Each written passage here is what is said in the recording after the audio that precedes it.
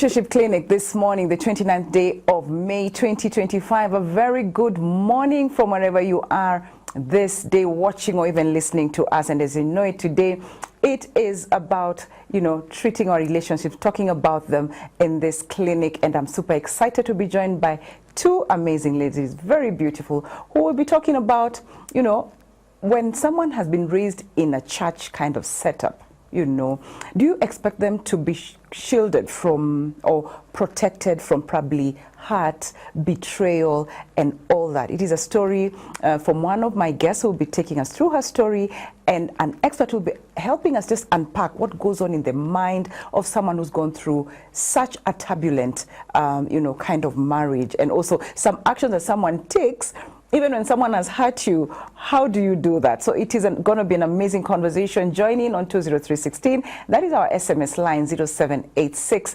316 316 is our WhatsApp line. My name is Sally Limo, as I welcome you to this beautiful, beautiful conversation that we'll have this morning with my beautiful guest, Karibuni sana, ladies.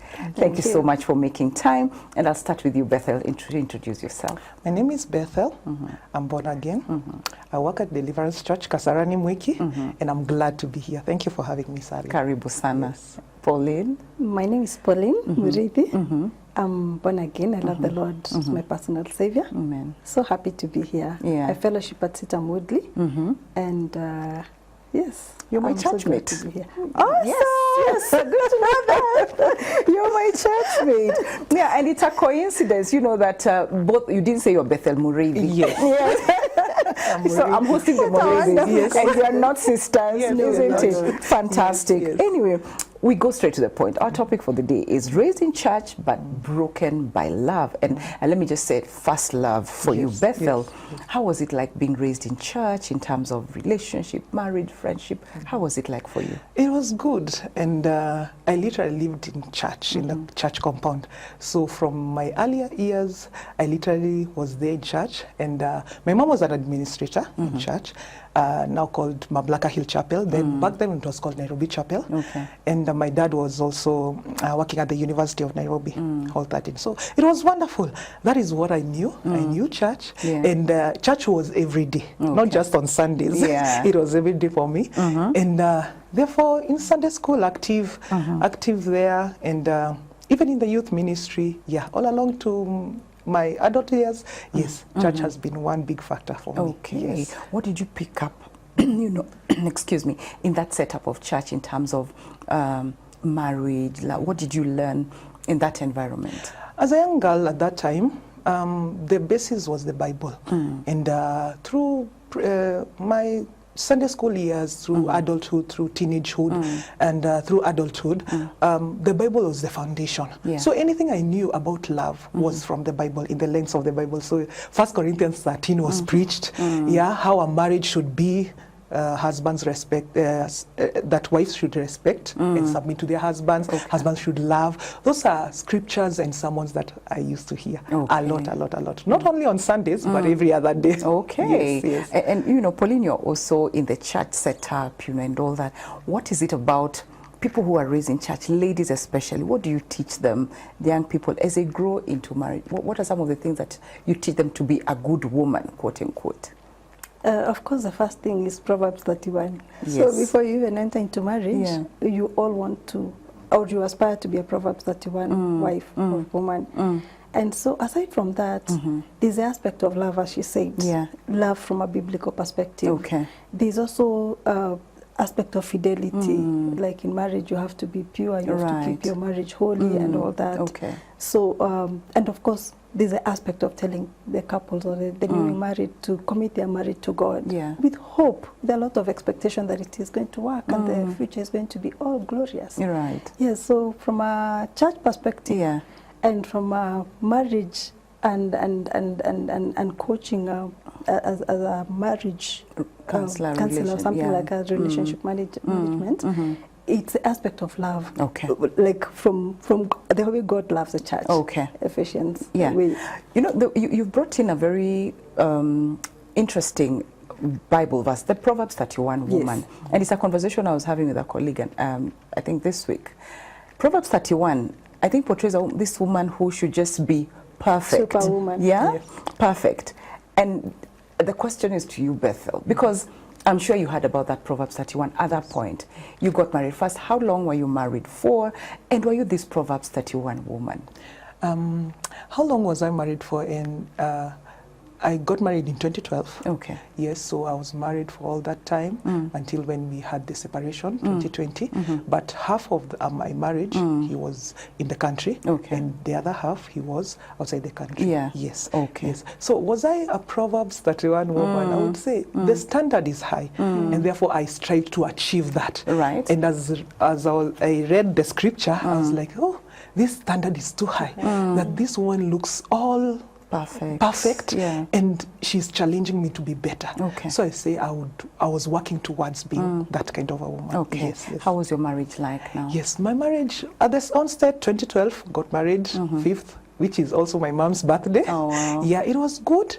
It was an exciting thing because I looked forward to it, and we were excited to be in marriage. Yeah. So the first few years of our marriage was good, and and we had all our plans for the future. Yes, rolling, Yeah. and it was a wonderful experience. Okay. Yes, yes. Before you got married, was there any pressure, like from the society, your family, your friends, to get married? Yes, there was pressure. At that time, I was 27 years old when I got married. So there was pressure from society, and even church ladies would tell me, please get married. I'm giving you, there's one who gave me an ultimatum. You need to get married in the next 3 years. Yeah. And she said, you need to pray. So there was pressure, especially from the society, from the church, church women's group, you know. Yeah. But as for my family, there wasn't that pressure. Okay. Yes, All yes, right. yes. Pauline, let's speak to the societal pressure, probably from friends and you know, family for others. What can it do to someone?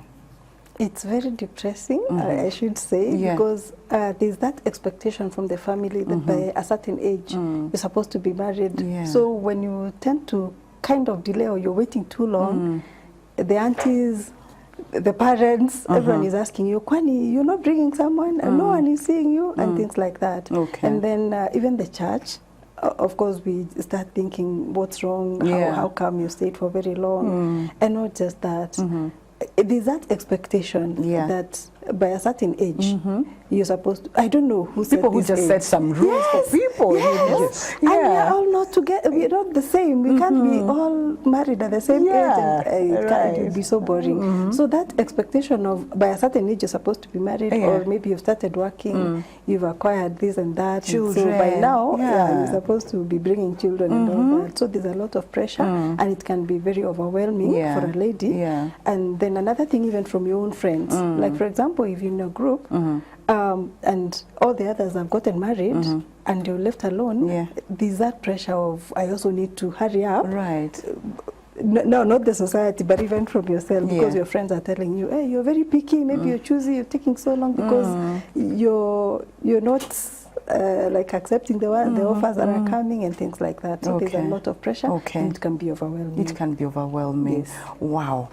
So this girl who's been raised in church, Bethel is there.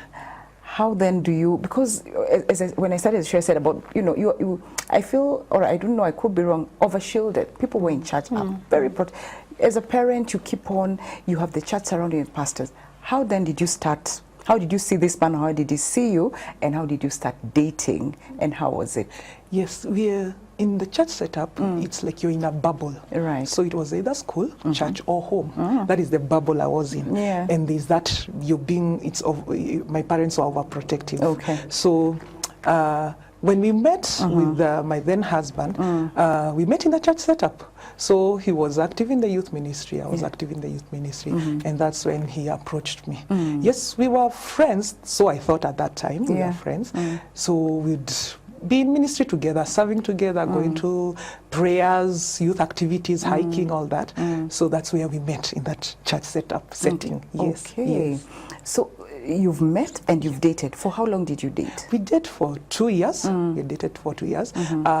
And also, just to note that I had not dated again. So even in university, I did not have a boyfriend. But I had male friends. Okay. Yeah, so he was the first person I dated. He was the first person I was in a relationship. Yes. Literally. Yes. Because we're talking about that there's a separation at some point, and you know, which leads to divorce. Yeah. What how did that now start happening? Because you're happily married. Yes. I'm assuming when it started, tell us about how the relationship was when you started. Yes, when we started the marriage, it was quite okay. It was okay. We were excited. But now, when we had our baby, our son came in 2015. Thereabout 2015 June. Now that's where the problems were. We were also facing financial problems. Okay. So we were in a lot of stress, trying to navigate life as a new couple and also as new parents. Yeah. So that's when the trouble sets in. That's where the rain started hitting. Okay. Yes. Pauline, what happens when, in such a situation, probably there's someone watching us and they're also going through the same thing. What are they supposed to do? There's a child here. You are broke, quote unquote. There are no finances. Yeah, that time, that's what it was. Yes. How do you navigate then all this and you ensure that your marriage is still intact, both of you? There is one thing that I know. Prayer. Prayer does work. And not to say that the couples that are going through these challenges don't pray. Yeah. But when you're united, like in prayer, I know at times maybe because of the pressure, there'll be that push and pull.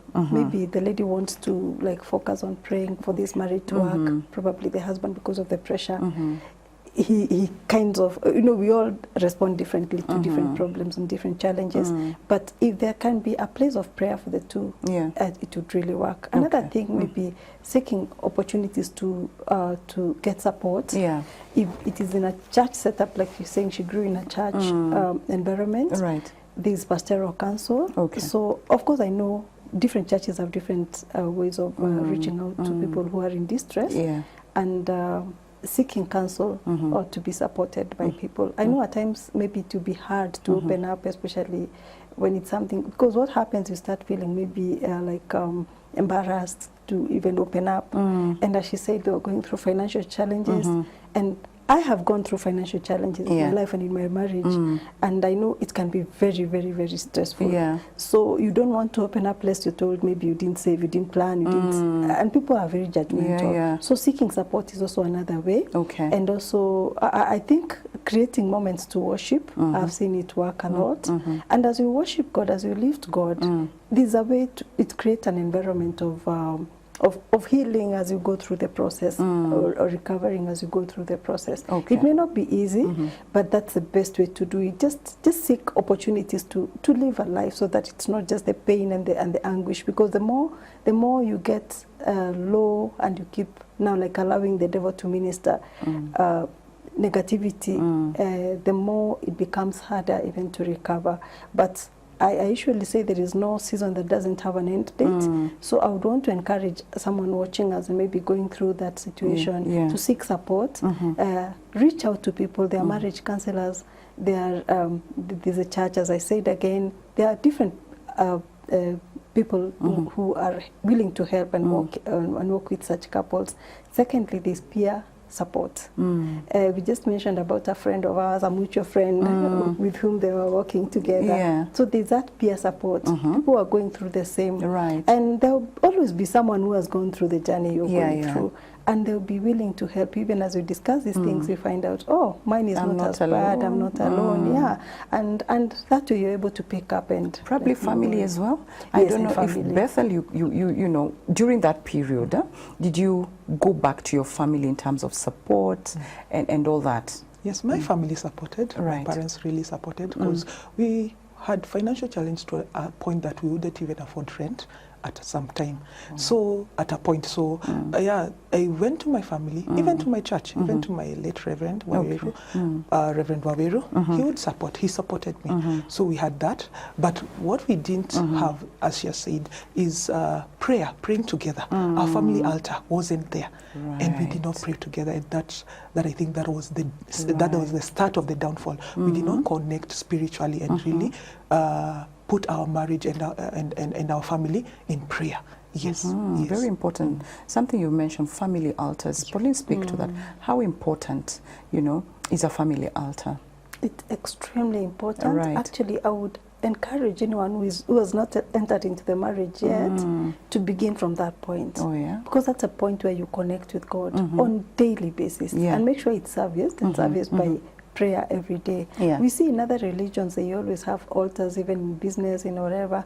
So it has to apply even in marriage setup, where before even the children begin, let them know that we always have this time set apart for prayer. Yeah. And as you connect there, even when in your low moments, I've found this working. Whenever I go to that place of praying together as a family, even if it was a mountain that looked so big, somehow God brings it to a level. Yes. So it's important to start from there. And even if you've not started, maybe probably you got into marriage and things are okay. Yeah. It's always good to raise a family altar where you pray together. It's not like sacrificing, doing some rituals and all that. Just reading the Word of God and praying together. It really helps. It does. Where you can even and it helps lift one another. Probably someone might be weaker than the other in terms of our spiritual background. But as you continue reading the Word of God together, today it's you reading, today it's me reading. You grow together, and you always have a reason to come together, even when things are very thick too. Yeah.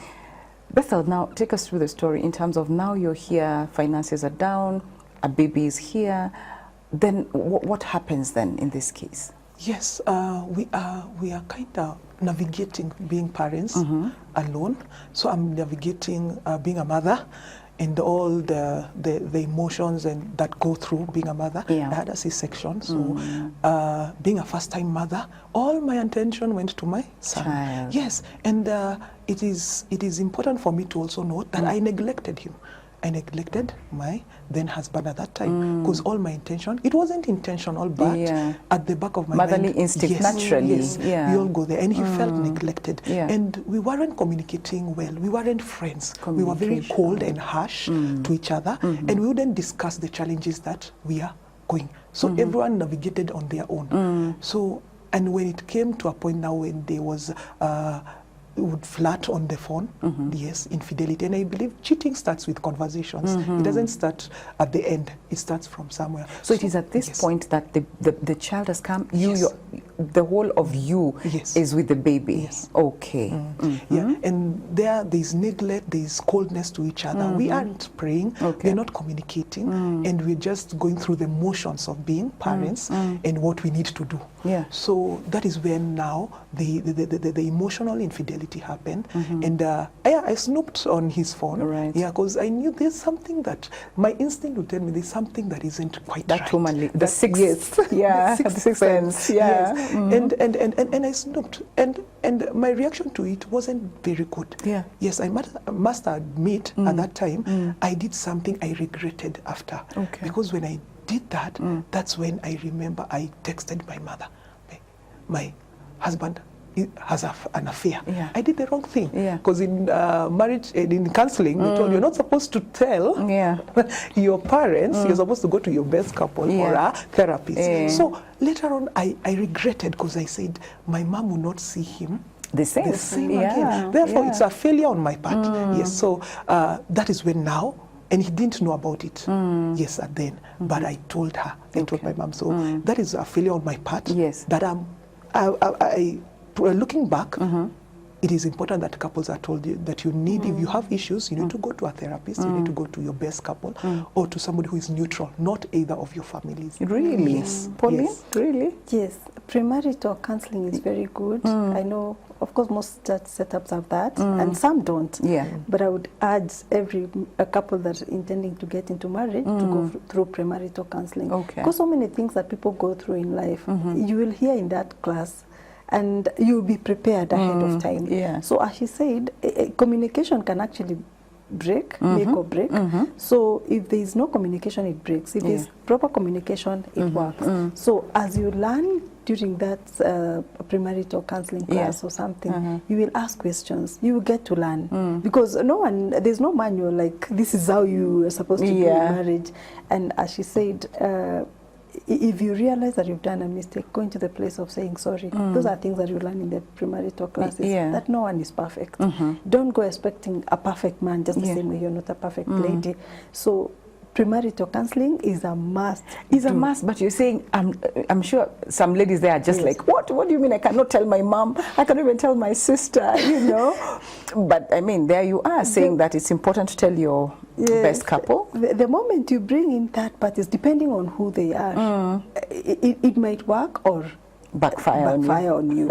Yes. So I think because you'll be guided on where to seek help in case there's even what we call escalation matrix. Right. Like if it doesn't work here, the next level should be this. The next level should be this. But if you don't go through these classes, what happens? Or if you don't have maybe a backup in case of now, if it doesn't work, where do I go? You're likely to maybe tell your friends. The same friends, we've seen people who shared with their friends, and the same friends came behind their backs and took over. Yeah, it has happened. Yeah. So just that premarital counseling helps a lot. A lot. Okay. It's a form of support that is good to help you. As you enter into marriage. Yeah, because even mothers will tell you, pack your things and come home, isn't it? Yes. Anyway, so here you are now Detective Bethel. Yes. You've snooped. Yes. So what do you find? Yes, what do you find? I find messages, and I was in shock. Yeah. Because I'd trusted him to some level. I think also the Bible says that you shouldn't trust any man. You're supposed to trust God in totality. Yeah. But I think I had put him in a pedestal too high. Too high. So I got shocked, and I couldn't believe that the man that I loved, so I thought at that time, would betray me in this way. Yeah. So I was shocked, I was in denial, and I confronted him, but it wasn't, we really didn't solve. And that happened, I think, twice when he was here in Kenya. It happened, so I confronted it, but we didn't really solve properly. And we didn't even also invite somebody like a third party or therapy, or even say we need to go for therapy for this. Yes. Okay, Pauline, at this point, what are some of the emotional effects probably that she may have been going through, and especially someone who's been raised in this church and has put her whole, like she's saying, that pedestal was to her, so the whole trust, the whole love. What kind of emotions, would someone like that be going through? I think the first thing is fear. You're wondering now what will happen, because already you're feeling you're betrayed. There's a feeling of betrayal. There's anger. Definitely, I believe you must have been so angry. There's the emotional turmoil. You're feeling disoriented because you entered in this thing knowing that we've started from church, so it must work. How then is it not working?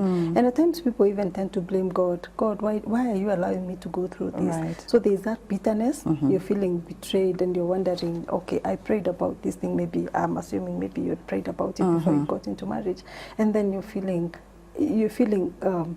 like angry with God, with your spouse, with even the friends who didn't see that this man was not truthful, and there's that feeling of disorientment. You don't know, am I really seeing right? Yeah. Is this what I'm seeing? Because I'm just imagining that coming from her point of trust, you've trusted this man 100%, and then this is what you get. Okay. So you feel betrayed. You feel this hopelessness and helplessness at that point. Okay. But one thing I know is that from her story, she's healing and she's able to speak about it. So anybody going through this, I can assure them that there is hope, that despite that anger, feeling of bitterness, feeling of betrayal, with support, you can overcome. You can overcome. Yes. Fantastic. And we need to take a short break, but we'll be back for you, Bethel, to tell us, why did you feel those things, the bitterness, the anger and all that,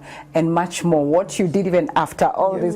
So we'll be right back after this short break. Remember to be engaging us on our socials, 20316 SMS line, and also 0786316316 is our WhatsApp line. Send in your questions, comments, and even compliments to my beautiful guests.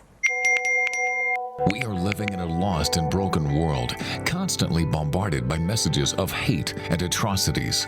But with God, we can overcome. Find hope and restoration on the go through life-changing shows on the Family Media app. And then you will lose yourself and gain the world. And Jesus said, what good is it? Get to stream Family TV and Family Radio 316 straight from your phone. Catch up on a show you missed or create video streaming playlists by saving and watching videos from our huge variety of shows at your own convenience. Download the Family Media app, available for all Android and iOS users on the Google Play Store and Apple Store respectively. Family Media, keeping Jesus on the airwaves.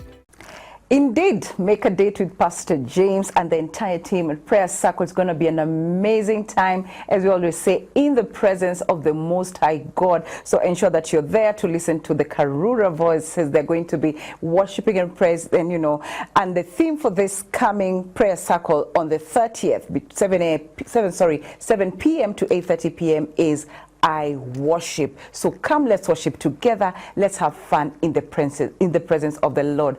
Everybody will go into their own places for fun. Let's do it in the house of the Lord. So hoping to see you then. And just before we took the break, we were talking about bitterness. Pauline had mentioned about those emotions that come with all this, the betrayal and all that.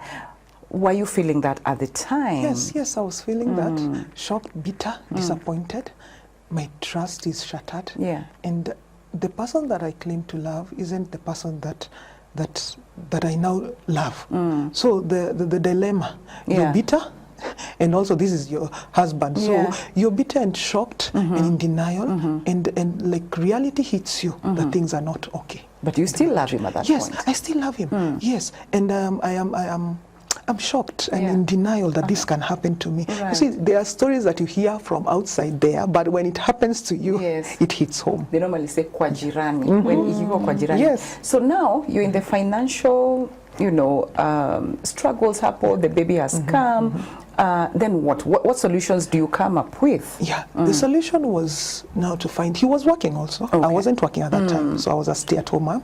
And the solution was, how can we get out of these financial constraints and a lot of debt? Right. So I talked to my mom. By then my mom was outside the country, and I told her we can't just ask for assistance every time. We need to find a way to be able to work through these challenges. So there was an opportunity to travel abroad and to work. So I convinced my mom in a span of 1 year to let him go instead of me.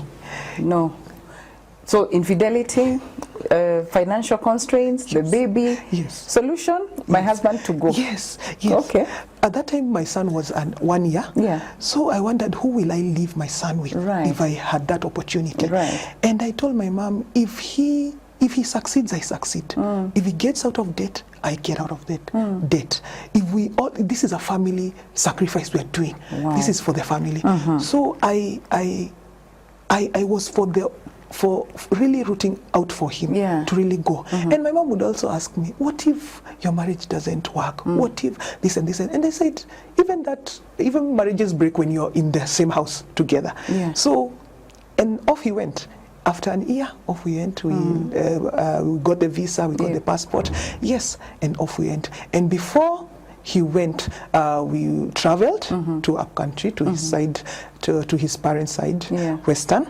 And we told people he has gotten an opportunity. We were very excited. I was for him, and I didn't feel as if I'm sacrificing too much, because we are told in the Christian setup, the two are one. So for me, it was our win, both of us. So and we went to Western, told people, this is what is happening to us. We have got an opportunity, and we'll go to this date. It was December that time. And when coming home, I get the text again. We were coming now from bidding the in-laws goodbye. Yes, goodbye. On the road, he told me, let me carry the baby and you hold my phone. And the messages popped. Wow. Yes, again. So the infidelity is on a high drive. It's really... Yes. And I read some messages, and because I didn't want to cause a lot of drama, and it was in a Nissan, and we were just few passengers. I asked him, what is this? What is this? What is this happening? What is this? We are planning to go to the US, but what are these messages? And I was in shock. And I gave him the phone very quickly. And I told him, no, give me the phone. Let me read. I have got a long journey from Western to Nairobi. But he deleted the messages. And I was heartbroken. I was so heartbroken. I felt betrayed. And the pain was so much. And after 2 days, and he was busy making arrangements, and my mom was also excited that he's coming, but I couldn't tell anyone. So I just took it, I hid it for me, that the marriage was not okay, and it was bad, it was going to worse. And we had a party at my home place, like a farewell party, and I remember I was on the face I was smiling. in my heart I was broken. Yeah. I was so shattered, and I would look at my friends telling, we're going to miss you. And me, I'm wondering, oh, Miss now, won't he now do everything he needs to do there? So I was shattered and broken, but I just composed myself, but it was difficult because it was like being fake. You know, my face is smiley, Yeah. but my heart is Broken. so broken, so betrayed, and off he went. And I saw him and my family took him to the airport, and off he went. And off he went. Pauline. Yes.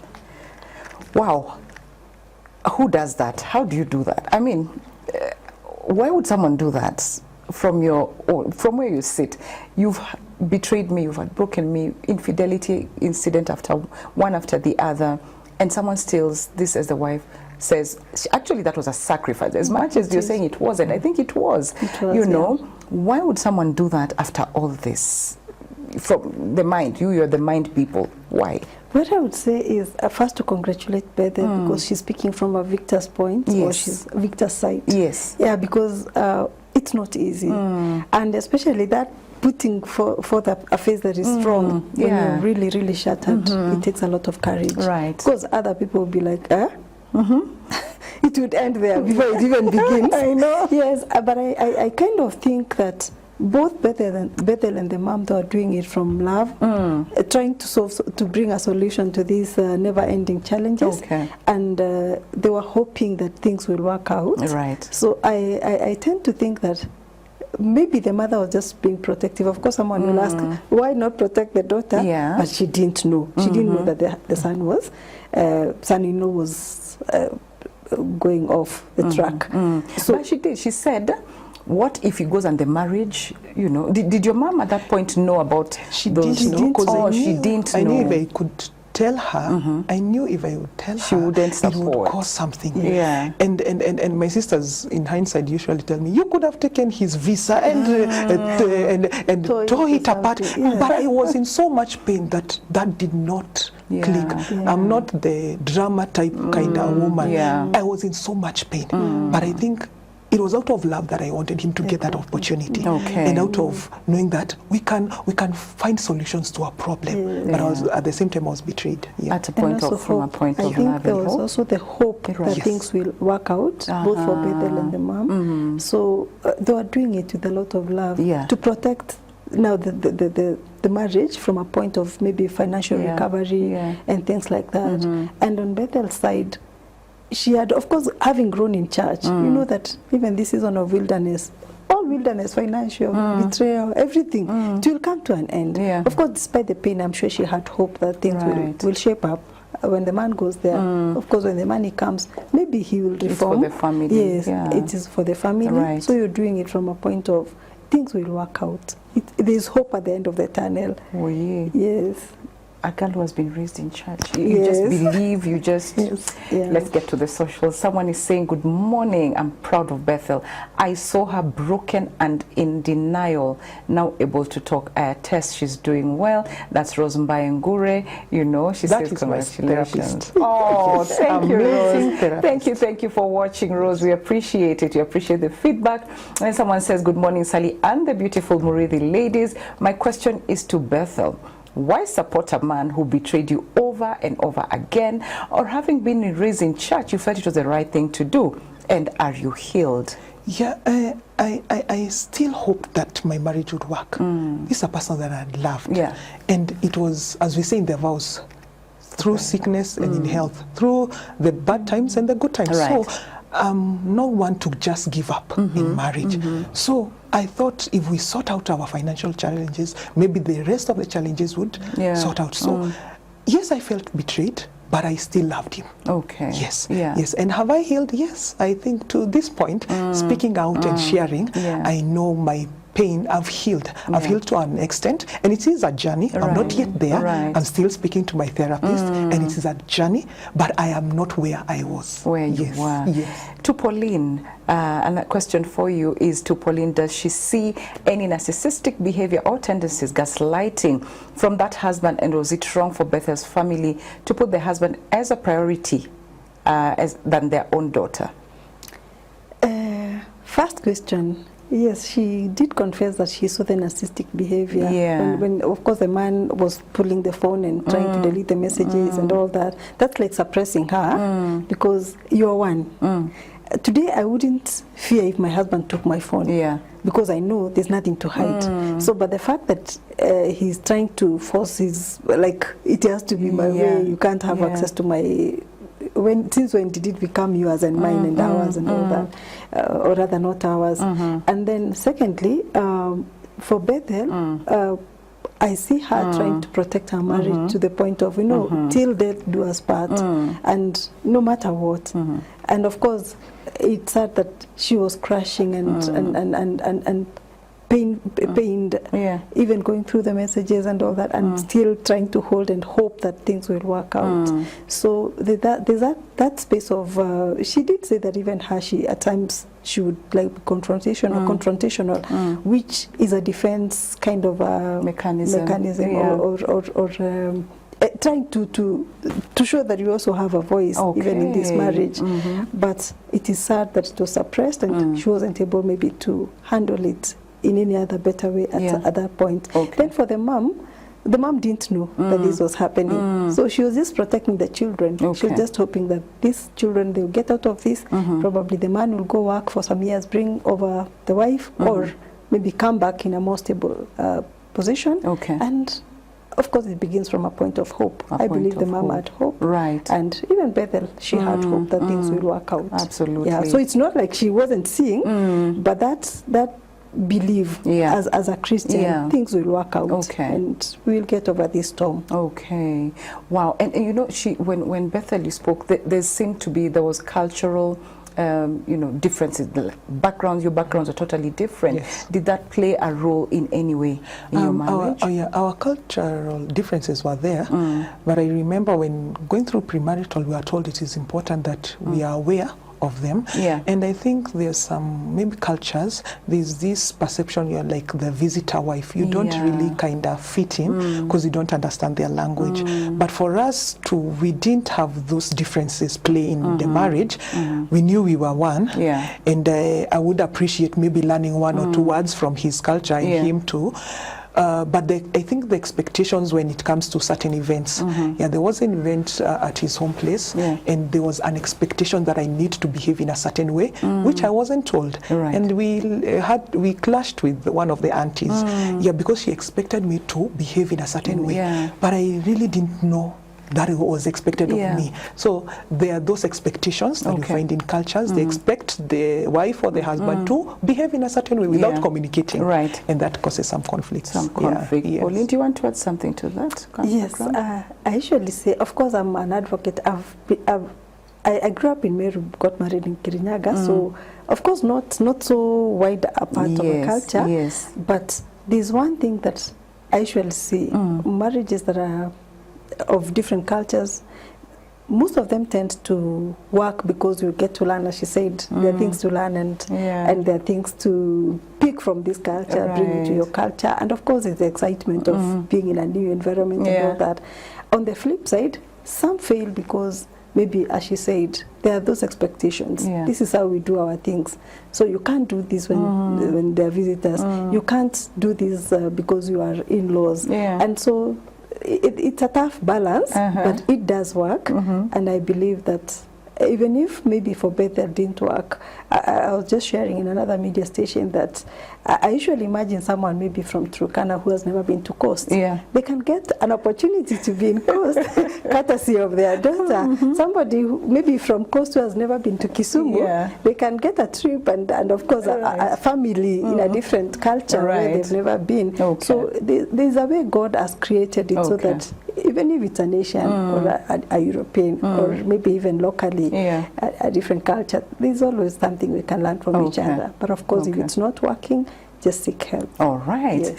Well, the social media is on fire. Who does that? Who will do that? Why will someone do that? Hey, Sally, take it slow. People do it out of love. Love is the worst cult. Just like R. Kelly song, when a woman loves, she loves for real. I'm happy to be a man cause we. USA nigetumia passport yake kuwasha jiko. hiyo siku ya farewell party, you know. This is a guy actually saying that, Bethel. Then there's someone else coming in and saying, you know, good morning, Bethel. You are outstanding. Were there no red flags before marriage? This happens a lot in church where people cover up after going abroad. Did he assist? And that's a question actually, you know, I was to ask you if you're co-parenting, if it's still helping. So it's you can respond to that. But before that, let me read this. Morning Sally, Aki mapenzi wewe, hata I was planning to pay fees for the lady I love, but we anaweza kunimaliza aniache. Mo Salah saying that. And so yeah, we're learning, and we're learning a lot from this. But I think for Mo Salah, we just encourage you to just pay, you know. Yeah. Sometimes it does work out. Yes. So to you, Bethel, someone is asking, were there no red flags really? I did not see any red flag. Yeah. To note that is the first person I dated. So I'm loving him the way he is. Yeah, as raw as it could be. I did not have any place to refer to. The first boyfriend, the first relationship. Yeah. So I did not see any red flags. But I'll say there's something in the Christian setup that was very much rigid. Right. And I dated towards marriage. And therefore, sometimes you look at the goal, and that is you date towards marriage, but you don't appreciate the process. There is a process. And even being able to say yes or no is very healthy. Okay. So I think I dated with a goal towards marriage, but I think I could have dated maybe to know him better and to really go for therapy and have the capacity to be able to build friendship and a healthy relationship and marriage. Yes. Yes. Because of time, probably we need to touch on therapy. Is it important? She's mentioned therapy a lot. Her therapist has spoken, you know, she's healing. Is it important to go through therapy, Pauline, in such, or you just go and pray, you know, or speak to your pastors, that's it? It's important to go through therapy. Therapists are trained, they're professionals who are able to handle our mental health. Yeah. So it's very, very important so that you don't crash to a point of maybe reaching the end of it, maybe trying to like escape in the wrong way. Yeah. So it's always good to seek therapy. There are counselors, there are psychosocial support. It's always important to seek help. Okay. Yes.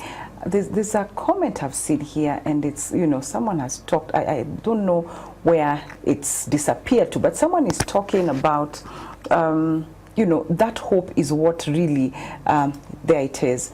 Someone is saying, hello, Sally, and I hope, I think it's hanging. Anyway, so as you are right now, are you co-parenting? Is he helping with the baby? How is it like for you? We are co-parenting. It isn't easy because in a space of separation and divorce, there isn't ex-mother or ex-father. We are co-parenting, although it is difficult because you tend, if we are not healed, partners tend to like hate each other, and the children are in the middle. So we are trying our really very best to co-parent, but it isn't easy. And noting that he's co-parenting now from outside the country. So my son doesn't even know about divorce and separation because he left when our son was 1.5 years. Yes. So he has no idea that there is divorce or separation. But when he needs to call and talk to him, I gladly do that. Okay. Yes, yes. Probably your parting shot to people very briefly about being raised in church and relationships, very briefly. My parting shot is that there is hope and healing even after divorce and separation, and there is support. There is family, friends. I had friends, very good friends. They are called Diras.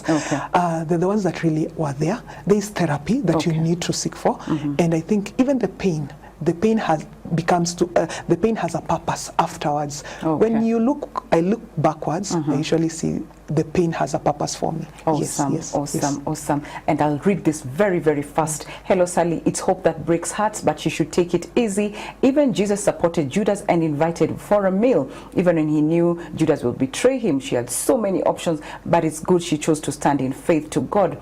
Here she is now, beautiful, glowing, and strong. Time is a healer. May her story be a benchmark for ladies who love love beyond the red flags. Thank you so much for that beautiful, beautiful comment. And that's where we're going to wrap up this show this week, Family Matters. This is, you know, the last day of Family Matters for this week, but next week again we'll be back Tuesday through to Thursday with the same amazing, impactful, informative content that will bless you, that will impact your lives in different ways. Thank you so much for your views, for your feedback. We really do appreciate it. And also for our partners, we want to say a big thank you. If you wish to be part of this amazing team that's supporting this ministry, then you can do that through paybill number 316. The account number shall be your telephone number, or also you can send in the word partner to 20316, SMS line 0786 316 316, WhatsApp line. Send in the word partner and our team will be able to reach out to you just to enable you to be part of this team. God bless you and keep you. See you again next week by the grace of God. We love you and Christ loves you too. Bye for now.